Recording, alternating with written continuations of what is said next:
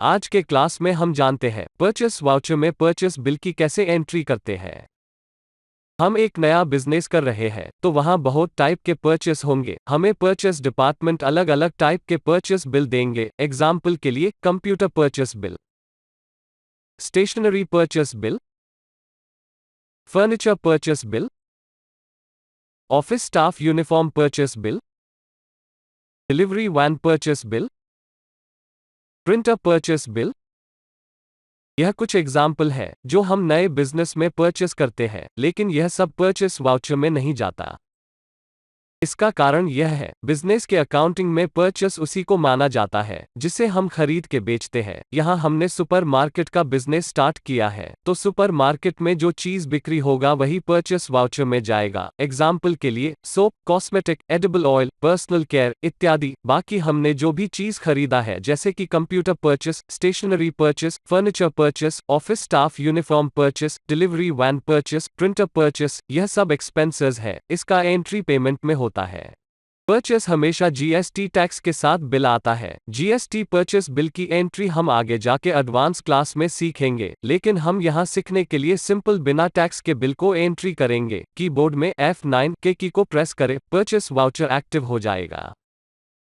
हम यहाँ एक सैंपल बिल का एंट्री करेंगे जो कि बिना जीएसटी का सैंपल बिल है। यहाँ हम सीखने के लिए जानते हैं कि एक परचेस बिल में क्या क्या रहता है और हम जानेंगे कि इसे परचेस वाउचर में कैसे एंट्री करते हैं। एक परचेस बिल में सबसे ऊपर सप्लायर का नाम और एड्रेस होता है। जब हम लेजर बनाते हैं यह डिटेल देते हैं। हमारे क्रिएट लेजर के क्लास में हमने बताया था, यहाँ नेशनल ट्रेडर कंपनी है जो कि हमारा पार्टी है जो हमें माल देता है। इसके साइड में सप्लायर इनवॉइस नंबर है जो कि 1 है और राइट साइड में इनवॉइस डेट होता है, जिस दिन पार्टी ने हमें माल बेचा और यह बिल बनाया वो इनवॉइस डेट होता है। नीचे आएंगे तो डिस्क्रिप्शन ऑफ गुड्स में स्टॉक आइटम है, जो माल हम पार्टी से खरीदे हैं यह क्रिएट स्टॉक आइटम में बनाना पड़ता है, जो हमने इन्वेंटरी इन्फो के क्लास में बनाया था। आप क्रिएटर इन्वेंटरी के क्लास को देखिए, आप क्लियर हो जाएंगे। और नेक्स्ट है क्वांटिटी जो कि पीसेज में आया है, और रेट है जिसे हम परचेस वाउचर के एंट्री में सारा डिटेल डालेंगे। यहाँ सबसे पहले सप्लायर इनवॉइस नंबर पूछता है, आप बिल देख के डाल सकते हैं, फिर परचेस बिल में जो डेट रहेगा उसे डाल दीजिए। यहाँ हम परचेस सैंपल बिल एंट्री कर रहे हैं। फिर पार्टी अकाउंट नेम में पार्टी का नाम डालिए जिससे हम माल खरीदे हैं। मैं यहाँ नेशनल ट्रेडर डाल रहा हूँ जो हमारे सैंपल परचेस बिल में पार्टी का नाम है।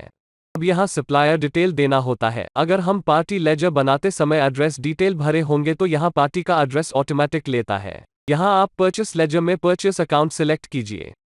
यहाँ जैसे कि बिल में है डोब ब्यूटी बाथिंग बार 100 ग्राम, हमने पहले इन्वेंटरी इन्फो के स्टॉक आइटम में क्रिएट किया था। सेलेक्ट कीजिए, फिर क्वांटिटी में 500 पीसेस डाल दीजिए और जैसे कि रेट परचेस बिल देख के डाल दीजिए। अब इसमें रेट डालने के बाद नेक्स्ट स्टॉक आइटम है lux international creamy white soap 125 ग्राम, इसे सेलेक्ट कीजिए और क्वांटिटी में 300 पीसेस डाल दीजिए और रेट बिल के हिसाब से डाल दीजिए। यह सारे आइटम हमने पहले ही इन्वेंटरी इन्फो में बना लिया था। अगर आप कोई आइटम बनाना भूल गए हैं तो Alt+C से बना सकते हैं। अब नरेशन देके वाउचर को सेव कर दीजिए। इसी तरह आप परचेस बिल को एंट्री कर सकते हैं। यह सिंपली हमने बिना जीएसटी का एक बिल को एंट्री किया। अब आप कीबोर्ड में पेज अप के की से अपना बनाया हुआ ट्रांजैक्शन देख सकते हैं। यहाँ हमने जिस पार्टी से माल खरीदा उसका ट्रांजैक्शन को रिकॉर्ड किया, लेकिन कभी कभी हम कैश परचेस करते हैं जहाँ पार्टी का नाम हम मेंशन नहीं करते, उसका भी एक एग्जाम्पल लेंगे।